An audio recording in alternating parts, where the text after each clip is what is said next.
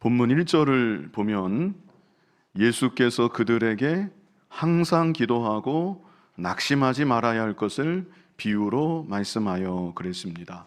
그래서 이 시간 항상 기도하고 낙심하지 말라, 이런 제목으로 말씀을 증거하겠습니다. 항상 기도하고 낙심하지 말라.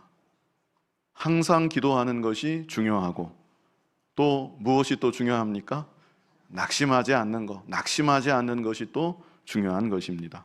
왜 낙심하는 것일까요?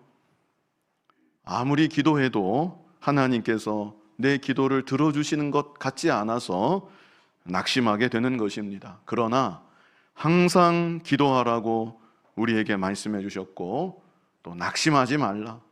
내가 기도하는 대로 속히 응답되지 않을지라도 낙심하지 말라. 이것이 예수님께서 본문을 통해 우리에게 주시는 큰 교훈인 것입니다. 그런데 사실 이 시대는 그렇게 간절히 기도하는 그런 시대는 아닌 것 같습니다. 그래서 엄밀하게 말하면 간절히 기도하다가 낙심하게 되는 그런 상황이라기보다 그냥 낙심하는 일이 더 많지 않을까. 그렇게 간절히 기도하지 않으면서 낙심부터 하는 그런 경우가 우리에게 오히려 많지는 않을까, 이런 생각도 한편으로는 듭니다. 제가 어려서 할머니를 따라서 새벽 기도를 몇 번 가본 일이 있습니다. 근데 그때는 교회에서 목사님이 새벽 예배를 인도하지 않으셨습니다. 그저 성도들이 기도하기 위해서 새벽 일찍 일어나서 교회 찬 마룻바닥에 모여 앉아 그렇게 하나님 앞에 기도하였던 것입니다. 그날이 추운 겨울이었는데요, 난방이 전혀 되지 않았습니다.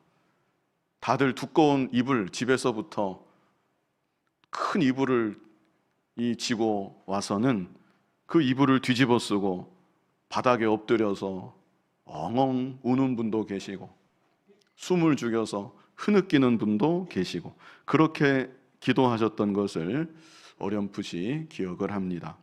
그 시절에 비하면 지금 환경이 얼마나 좋습니까? 교회 의자도 잘 되어 있고, 여름에는 에어컨을 틀어드리고, 겨울에는 온풍기를 틀어드리고, 그런데 이렇게 좋은 환경에서 우리가 과연 그 시절보다 더 열심히 간절히 하나님께 기도하고 있는가, 한번 생각하지 않을 수 없는 그런 문제가 아닌가 싶습니다. 이 시간 특별히 사라 루디아 1여존도의 헌신 예배로 하나님께 올려드리고 있는데요, 가정에서, 교회에서 어머니의 기도, 이 어머니의 기도가 무엇보다 참 중요한 일이라고 하겠습니다. 본문 말씀을 통해서 예수님이 가르쳐 주시는 기도에 대한 교훈이 무엇인지 우리가 살펴보면서 기도의 모습을 회복해 나아가는 우리 사라 루디아 1여존도회가 되시고, 여기 모여 있는 우리들 모두가 되어질 수 있기를 바랍니다. 이 본문의 내용은 익히 다 아시리라고 생각을 합니다. 2절부터 함께 읽으시면서 다시금 내용을 우리가 되새겨보고, 예수님이 이 말씀을 통해서 기도에 대하여 우리에게 무엇을 교훈하고 계시는지 함께 생각하는 시간을 갖겠습니다. 자, 2절 우리 같이 한번 읽어보겠습니다. 이르시되 어떤 도시에 하나님을 두려워하지 않고 사람을 무시하는 한 재판장이 있는데, 어떤 도시에 하나님을 두려워하지 않고 사람을 무시하는 한 재판장이 있었습니다. 그 예수님을 믿지 않아도 천벌 받는다, 이런 말들은 많이들 합니다. 이런 큰 죄를 지으면 하늘에서 벌이 내린다. 그 믿지는 않아도 무언가 양심상에 두려워하는 그런 감정이 보통은 있게 마련인 것이죠. 그런데 여기 이 재판장에 대해서 설명하기를 하나님을 두려워하지 않고 그랬습니다. 그래서 이것은요, 악을 행해도 아무 거리낌이 없는, 양심에 가책이 없고 두려움이 없는 그런 재판장이었음을 말하고 있는 것이고요. 위로는 하나님을 두려워하지 않고 그뿐 아니라 사람을 무시하는 재판장이었다. 여기 사람을 무시했다는 것은 인간에 대한 기본적인 도덕 관념 자체가 없는, 그래서 재판장으로서는 참 부적합한 불의한 재판장이었다는 것을 이 구절을 통해 나타내고 있는 것입니다. 위로는 하나님 두려운 줄 모르고 옆으로는 사람을 다 무시하는 그런 재판장이 도시에 있었다. 자, 이어지는 3절 같이 읽어보겠습니다. 그 도시에 한 과부가 있어 자주 그에게 가서 내 원수에 대한 나의 원한을 풀어주소서 하되, 같은 도시에, 이 재판장이 사는 이 도시에 한 과부가 또 있었다는 것이죠. 성경이 기록되었을 당시 과부와 고아는 연약한 사람의 대명사와 같습니다. 지금은 여인이라도 자신이 노력해서 일자리를 구할 수가 있고요, 또 사회적으로도 인권이 어느 정도 보장이 되어 있습니다. 그러나 이 시절은 그런 면에 있어서 많이 미흡했던 그런 시대였습니다. 힘없습니다. 의지할 데 없습니다. 경제적으로도 어렵습니다. 그렇기 때문에 서럽고 억울한 일들을 많이 겪을 수밖에 없었던 것이 이 당시 과부들의 흔한 모습이었습니다. 여기 본문에 등장하는 이 여인도 마찬가지였던 것이죠. 그래서 이 여인이 재판관을 찾아와서 하는 말이, 여기 뭐라고 말을 했습니까? 내 원수에 대한 나의 원한을 풀어주소서. 어떤 원한이 맺혔는지 그 정확히는 알 수 없지만 불의한 재판장임에도 찾아와서 이렇게까지 애원한 것을 보면 정말 가슴에 못이 박힐 정도의 마음의 깊은 상처를 당했음에 분명합니다. 그저 돈 손에 얼마 나고 감정적으로 좀 섭섭하고 그런 종류는 아닌 것이죠. 그랬다면 이렇게 말을 했겠습니까? 내 원수에 대한 나의 원한을 풀어주소서. 정말 피 끓는 것 같은 깊은 억울하고 서럽고 원한 맺힌 어떤 사연이 이 여인에게 있었던 것이죠.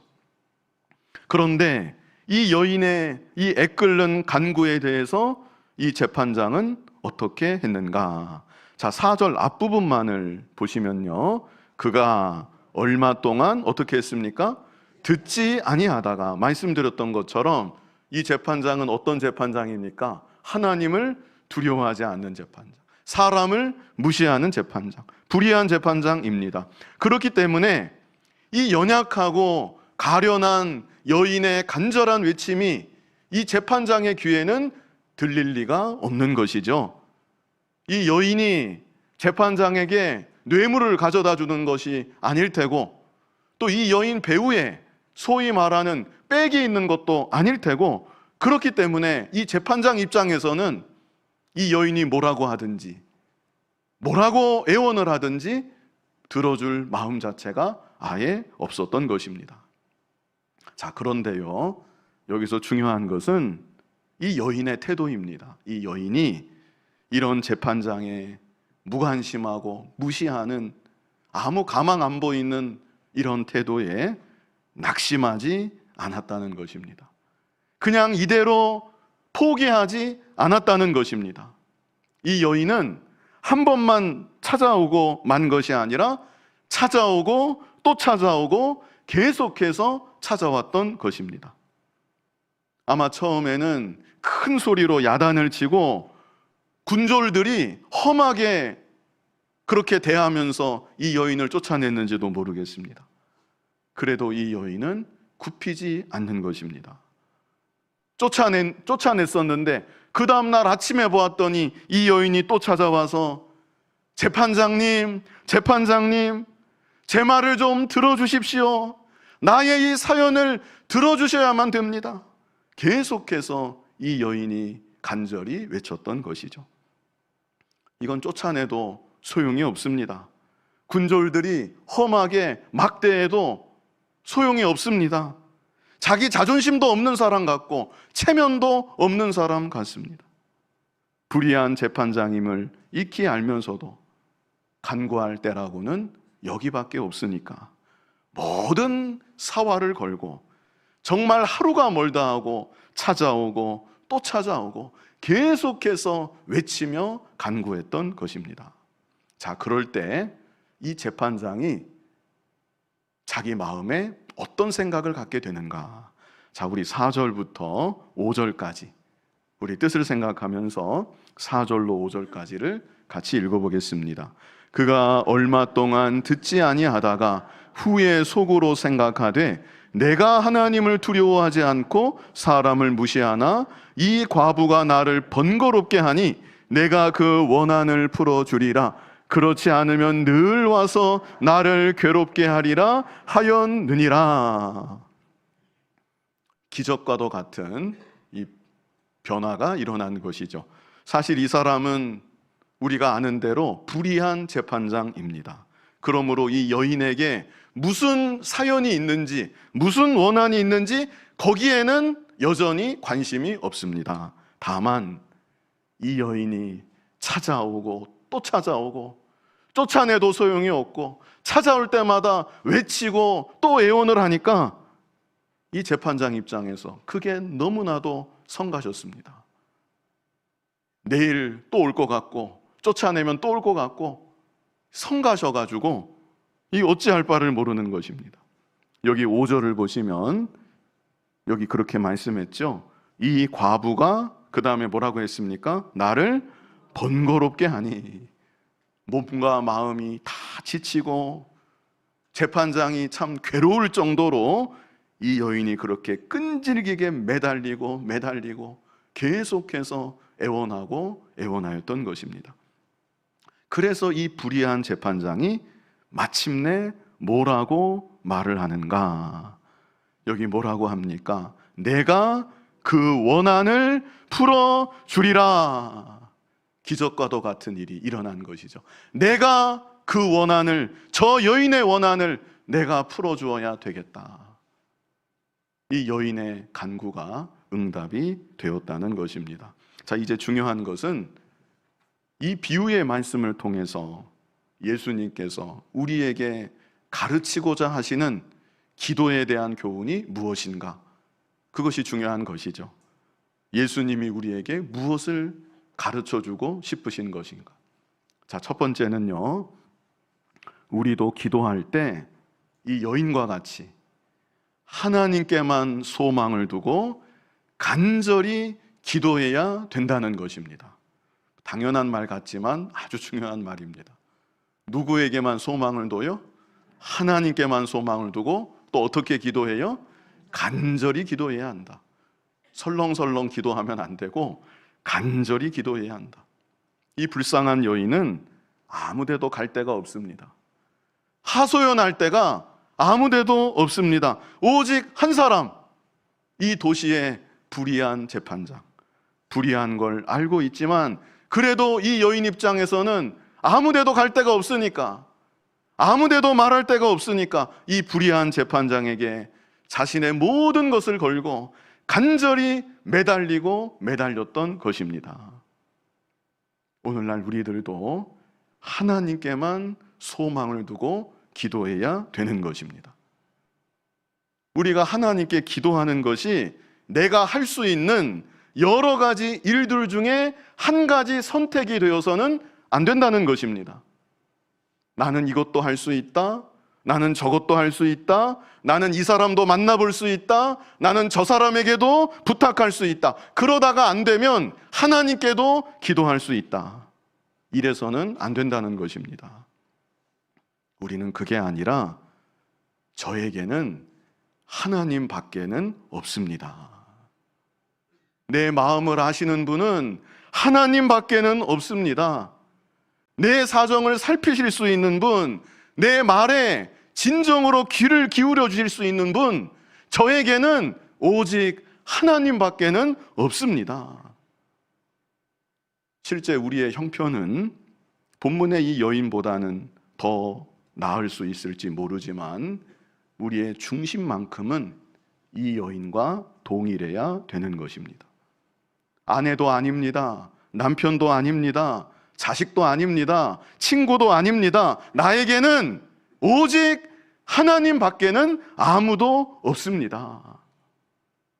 이런 간절한 심정을 가지고 오직 하나님 한 분만을 바라보고 하나님께 간절히 기도하는 우리들이 되어야 하는 것입니다. 이것이 바로 예수님이 직접 가르쳐 주시는 기도의 중요한 본질적인 모습인 것입니다. 우리 잘 아는 구절인데요, 에레미야 29장 13절 우리 같이 읽어보겠습니다. 너희가 온 마음으로 나를 구하면 나를 찾을 것이요 나를 만나리라. 아멘. 어떤 마음이요? 온 마음. 온 마음으로 나를 구하면. 이 말씀이 얼마나 감사한 약속의 말씀인지 모릅니다. 한 1,000만 원 정도 헌금하면 나를 만날 수 있을 것이다. 그러면 좌절할 사람들이 꽤 많을 것입니다. 네 성한 발로, 네 발로 네가 직접 걸어 나오면 그러면 내가 너를 만나 주겠다. 그래도 참 어려울 분들이 분명히 있습니다. 돈이 문제가 아닙니다. 돈이 있든지 없든지, 몸이 아파 누워있다 할지라도 그 마음이 온 마음으로 나를 구하면 나를 찾을 것이다. 나를 만날 수 있을 것이다. 우리 하나님께서 이런 약속의 말씀을 우리에게 주신 것입니다. 역대하 16장 9절 상반절만 우리 같이 한번 읽어보겠습니다. 여호와의 눈은 온 땅을 두루 감찰하사 전심으로 자기에게 향하는 자들을 위하여 능력을 베푸시나니. 거기까지 보겠습니다. 어떤 사람을 위해 하나님께서 하나님의 전능하신 능력을 베풀어 주시는가? 어떤 사람입니까? 전심으로 하나님을 향하는 자. 에레미야 29장 13절에서는 온 마음이었고 여기 역대하 16장 9절에서는 전심이라고 그랬습니다. 이것이 중요합니다. 예수님을 믿는다는 사람들 중에 아예 기도하지 않는 사람은 아마 없지 싶습니다. 다른 때는 몰라도 그래도 어려운 일을 만나면 기도하는 신용이라도, 예수님을 정말 믿는다면 어려운 일 만났을 때 기도하는 신용이라도 누구나 내지는 않겠습니까? 그러나 문제는 얼마만큼 자기의 마음을 하나님께 기울이느냐. 그 정도는 사람마다 다 다른 것이죠. 어떤 사람은 한 20 정도 정말 신용만 내는 사람이 있을 것이고, 절반은 하나님께로, 절반은 세상에. 우리는 그게 아니라 내 마음이 100이라면 100 전부를 하나님께로 향해야 되는 것입니다. 그것이 온 마음이고 그것이 전심입니다. 이 본문의 이 여인은 불의한 재판장인데, 그리고 사람인지라 사실 변변하지 못한 그런 사람입니다. 이 여인보다는 능력이 있겠지만 사람의 능력이 얼마나 대단하겠습니까? 불의하지요? 변변치 못하지요? 그러나 그럴지라도 아무데도 찾아갈 데가 없어서 이 재판장에게 모든 것을 걸고 간절히 매달려서 간구했던 것이죠. 반면에 우리 하나님은 어떤 하나님이십니까? 우리 하나님은 의로우신 하나님이시고, 우리 하나님은 우리를 지극히 사랑하시는 우리의 아버지이시고, 이제도 우리의 모든 기도소리, 숨소리, 신음소리 귀 기울여 듣고 계시는 아버지이시고, 모든 것을 능히 이루실 수 있는 전능하신 능력의 하나님이십니다. 그러므로 우리가 어떤 심정을 가지고 하나님께 기도해야 되겠습니까? 오직 하나님께만 소망을 두고 하나님만을 바라보고 하나님께 기도하되 간절히 하나님께 간구하는 저와 여러분이 되어야 하는 것입니다. 자, 두 번째, 예수님이 이 말씀을 통해 우리에게 주시는 기도에 대한 교훈. 두 번째는요, 우리는 기도할 때 이 여인과 같이 끈질기게 기도해야 된다는 것입니다. 어떻게 기도해야 된다고요? 끈질기게 기도해야 한다. 한번 기도해보고 아닌가 보다, 그게 아니라 끈질기게, 선한 소원이라면 낙심하지 말고 인내하면서 계속 기도의 씨앗을 뿌려야 되는 것이죠. 이 여인이 불의한 재판장이지만 용기를 내어서 찾아갔던 것입니다.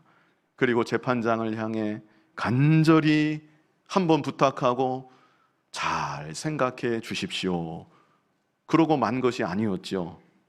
재판장이 나보다 훨씬 더 똑똑한데 한 번 이렇게 말씀을 드렸으니까 뭐 이제는 알아서 하시겠지. 뭐한데 또 찾아가서 내가 귀찮게 해야 되겠는가. 이 여인이 그러지도 않았습니다. 나도 할 일이 많은데 언제까지 이 문제만 가지고 내가 연연해야 되겠는가. 그러지도 않았습니다. 불의한 재판장은 자신의 말을 아예 관심도 갖지 않고 들으려고도 하지 않지만 그럼에도 계속해서 찾아가고 또 찾아가고 계속해서 간구했던 것이죠. 오늘날 우리들도 하나님 아버지 앞에 기도할 때 인내하며 기도해야 된다는 것. 날마다 습관을 쫓아 기도하셨던 우리 예수님처럼 우리들도 날마다 기도해야 되고 끈질기게 기도해야 된다는 것. 본문 1절에도 제가 한번 읽어드렸지만 그렇게 말씀했습니다. 항상 기도하고 낙심하지 말아야 할 것을 비유로 말씀하셨다. 몇 번 기도해보고 기도에 대한 아무 결과가 없다고 낙심하지 말고 계속해서 기도해야 된다는 것입니다. 갈라디아서 6장 9절 우리 같이 한번 읽어보겠습니다. 우리가 선을 행하되 낙심하지 말지니 포기하지 아니하면 때가 이름에 거두리라. 아멘. 모든 것에는 다 때가 있습니다. 심을 때가 있는 것이고요. 심었으면 심은 것을 거둘 때가 반드시 찾아오게 되어 있는 것입니다. 특별히 자녀들을 위한 기도, 이 기도를 우리가 끈질기게 해야 되지 않겠는가 이렇게 생각을 합니다. 자녀들을 위한, 자녀들의 믿음을 위한 어머니의 기도, 또 어머니만이 아니라 아버지의 기도. 여기 남자분들도 계신데 자녀들의 믿음을 위한 이 부모의 기도, 우리 하나님께서 반드시 들어 응답해 주실 줄 믿습니다. 우리가 우리 자녀들을 위해, 그들의 믿음을 위해 낙심하지 말고 우리가 죽는 날까지 계속 기도해야 될 줄로 압니다. 그것이 부모된 우리에게 주신 사명이고 부모된 우리들이 자녀들에게 해줄 수 있는 가장 큰 선물이 아니겠는가. 뭐 유산을 물려줄 수는 없고 좋은 거 줄 수는 없지만 죽을 때까지 기도해 주는 것, 기도의 씨를 뿌려주는 것이죠. 그것이 자녀들을 위한 최고의 선물이라는 것입니다. 저는 목회를 하면서 특별히 어머니의 기도에 막강한 힘이 있다는 것을 제가 여러 번 느끼고 실제 보았습니다. 도저히 돌아오지 않을 것만 같았던 그런 사람이었는데 어느 순간 호련히 정말 돌아오는 것을 제가 보았습니다. 그 어머니가 세상 떠난 뒤라도 돌아오는 것을 제가 몇 번 보았습니다. 낙심하지 마시고 자녀들을 위해서 끝까지 기도하는, 그게 우리에게 주신 이 시대 너무나 중대한 사명이라 생각합니다. 자녀들을 위해서 끝까지 기도하는 어머니들이 되시고 또 아버지들이 다 되시기를 바랍니다. 꼭 자녀 문제만이 아니라 삶의 모든 영역에서 우리 하나님 아버지께 늘 아뢰면서 기도하는 우리들이 되어야 하는 것입니다. 이제 마지막으로요, 우리는 기도할 때 이 여인과 같이 원수에 대한 나의 원한을 풀어달라고 기도해야 합니다. 원수에 대한 나의 원한을 풀어달라고 기도해야 한다. 이 여인에게는 원수가 있었습니다. 그리고 원수에 대한 분명한 원한이 있어서 그 원한을 풀어달라고 이 불의한 재판장에게 간구했던 것이죠. 오늘날 저와 여러분에게도 원수가 있습니다. 우리의 원수가 누구인가? 우리의 원수가 누구이죠? 먼저는 사탄 마귀가 우리의 원수입니다. 사탄이라는 말 자체가 대적자 이런 뜻입니다. 그래서 사탄은 세상 끝날까지 하나님의 자녀된 우리들을 계속해서 대적합니다. 우리로 하여금 하나님의 말씀을 거역하게 만들고 우리를 미혹해서 정신을 잃게 만들고 죄 가운데 빠지게 만들고 하나님으로부터 점점 멀어지게 만드는 것, 그것이 바로 사탄이 우리 주변에서 하는 일입니다. 그러므로 우리들은 우리의 일평생 원수가 사탄이라는 거, 다른 사람이 아닙니다. 사탄이 나를 미혹한다는 거, 우리가 이 사실을 잊어서는 안 되는 것이죠. 그리고 또 중요한 것은 여기서 답변을 하셨던 것 같은데, 내 자신이 나의 원수입니다. 내 자신이 나의 원수이다. 아무리 마귀가 미혹을 해도 내가 말씀을 붙잡고 내가 믿음에 굳게 서 있다면 아무 문제가 없겠는데, 나의 육신의 부패성 때문에, 나의 죄성 때문에 마귀에게 져서 죄 가운데 빠지고 하나님의 뜻을 온전히 이루어 드리지 못하니 내 자신이 나의 가장 큰 원수라는 것, 이것을 또한 우리가 알아야 되는 것입니다. 그래서 사도 바울이 고린도전서 9장 27절을 보면 여기 이런 말씀을 했는데요, 내가 내 몸을 쳐 복종하게 함은, 그랬습니다. 사도 바울이 어떻게 했대요? 내가 내 몸을 쳐서 복종하게 했다.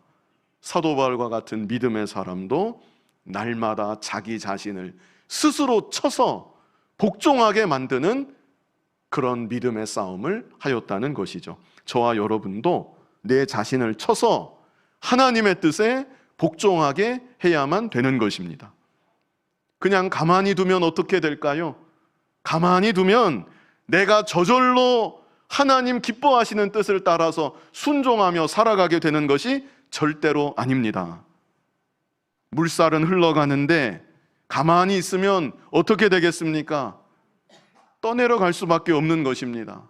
떠내려가고 계속해서 떠내려가다가 그래도 가만히 있으면 나중에는 저 밑바닥까지 내려가게 되어 있는 것입니다. 지금 이 시대가 세상 물결이, 죄악의 물결이 급물살을 이루면서 흘러 떠내려가고 있는 그런 시대입니다.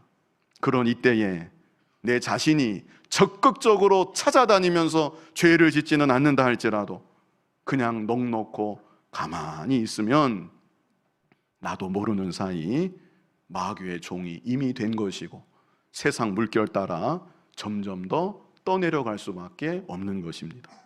지금 이 순간도 수많은 주의 백성들이 허우적대면서 세상 물결을 따라 떠내려가고 있다는 것, 이러한 때 우리는 우리 자신을 쳐서 하나님 뜻에 복종하게 하는 삶을 힘써 살아가야 되는 것입니다. 그리고 이 일이 제대로 되지 않았을 때, 내 자신을 쳐서 하나님 뜻에 복종하게 하는 일에 실패했을 때 우리에게는 원통한 마음이 있어야만 된다는 것입니다. 원수에 대한 원한이 내 안에도 있어야만 된다는 것입니다. 하나님, 제가 또 마귀에게 졌습니다. 하나님, 제 안의 부패성에 제가 또다시 굴복했습니다. 하나님, 저를 불쌍히 여겨주시고 다시는 이런 죄 가운데 빠지지 않게 하여 주시옵소서. 마귀에 대한 원한을 품고 자기 자신에 대한 원한을 품고 저의 이 원한을 풀어 주시옵소서. 마귀와의 싸움에서 승리하게 하여 주시옵소서. 내 안의 부패성과 싸워서 승리하게 하여 주시옵소서. 좀 더 거룩한 하나님의 자녀로 살아가게 하여 주시옵소서. 우리가 이렇게 기도해야 된다는 것입니다. 그런데 오늘날 많은 신자들이 이런 원한 자체가 별로 없다는 거, 이게 문제인 것입니다. 마귀의 종으로 살아가고 있는데, 끌려다니고 있는데 마음속에 아무런 원한도 품지 않고 있다는 거, 그저 덤덤합니다. 다 이렇게 사는 것 같고, 이게 믿음 생활인 것 같고, 그게 큰 문제라는 것입니다. 저와 여러분은 원한을 품고 기도해야 된다는 것. 이렇게 기도할 때 주께서 친히 주신 약속이 있습니다. 자, 우리 6절부터 같이 한번 읽어보겠습니다. 6절 먼저 읽어보겠습니다. 주께서 또 이르시되 불의한 재판장이 말한 것을 들으라. 그리고 7절 같이 읽어보겠습니다. 하물며 하나님께서 그 밤낮 부르짖는 택하신 자들의 원한을 풀어주지 아니하시겠느냐? 그들에게 오래 참으시겠느냐? 하물며 하나님께서 밤낮 부르짖는 택하신 자들의 원한을 풀어주지 아니하시겠느냐? 분명히 말씀하셨죠? 8절에 결정적으로 상반절에 뭐라고 말씀하십니까? 내가 너희에게 이르노니 속히 그 원한을 풀어주시리라. 원한이 없어서 안 되는 것이지, 진정으로 원한을 품고 기도하면 전능하신 하나님의 능력으로 원수 마귀를 향한, 나의 연약한 죄악된 부패성을 향한 그 원한을 반드시 속히 풀어주신다. 주께서 약속하여 주신 것입니다. 그래서 우리들의 믿음이 점점 더 자라날 수 있다는 것, 이 죄악 세상 가운데도 구별된 하나님의 자녀로 얼마든지 서나갈 수 있다는 것, 우리의 인격이, 물론 우리의 모습이 감히 비할 때는 없지만 그럴지라도 우리 인격이 예수님을 점점 더 닮아갈 수 있다는 것입니다. 마지막 8절 후반절에 예수님께서 참 의미심장한 말씀으로 이 비유의 말씀을 끝맺고 계십니다. 8절 후반절 유명한 구절이죠. 그러나, 우리 같이 읽어보겠습니다. 그러나 인자가 올 때에 세상에서 믿음을 보겠느냐 하시니라. 우리는 이 말씀을 마음에 새겨야 됩니다. 인자가 누구시죠? 예수님이십니다. 내가 다시 이 세상에 올 때에 이런 믿음을 찾아볼 수가 있겠느냐? 이렇게 기도하는 믿음을 과연 찾아볼 수 있겠느냐? 우리 세 가지 기도에 대해서 생각해 보았는데요. 첫 번째는 하나님께만 소망을 두고 하나님께 간절히 기도해야 된다. 이런 믿음을 찾아볼 수 있겠느냐? 정말로 이 과부와 같은 절박한 심정을 가지고 하나님께만 소망을 두고, 나에게는 하나님밖에 없습니다, 이렇게 애절한 마음을 가지고 하나님을 향해 간절히 기도하는 그 믿음의 사람을 내가 과연 만날 수 있겠느냐? 예수님이 이렇게 말씀하신 것이죠.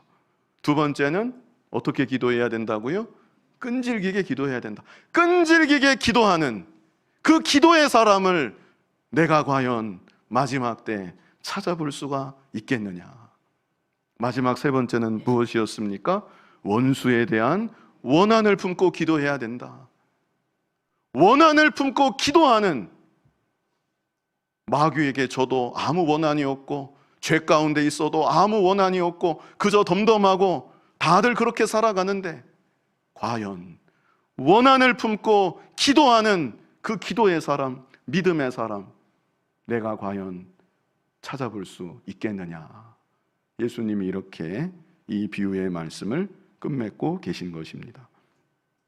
저와 여러분이 예수님께서 가르쳐 주신 이 기도의 교훈 잘 기억해야 되겠고요. 예수님이 정말 찾아보시기 원하는 이 시대 기도의 사람, 믿음의 사람들로 점점 더 만들어지고 세워져 나아가는 저와 여러분 될 수 있기를 간절히 바랍니다. 거룩하신 아버지 하나님, 이 세상 살아오는 동안 하나님 외에도 우리 마음을 채우고 있는 것들이 너무나도 많이 있습니다.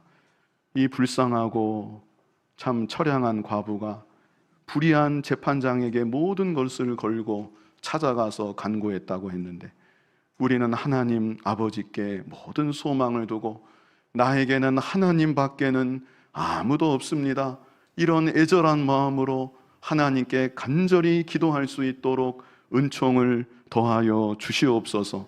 이 여인이 끈질기게 찾아가고 찾아갔던 것처럼 낙심하지 아니하고 항상 기도하는 우리들 되게 하여 주시고, 원수에 대한 원한을 품고 마귀에 대한 원한을 품고 내 자신에 대한 원한을 품고 만들어지지 못하고 말씀대로 순종하지 못하는 내 자신을 바라보며 안타깝게 여기며 하나님 앞에 간구하는 기도의 사람들, 믿음의 사람들이 다 되게 하여 주시옵소서. 예수님 이름으로 기도하옵나이다. 아멘.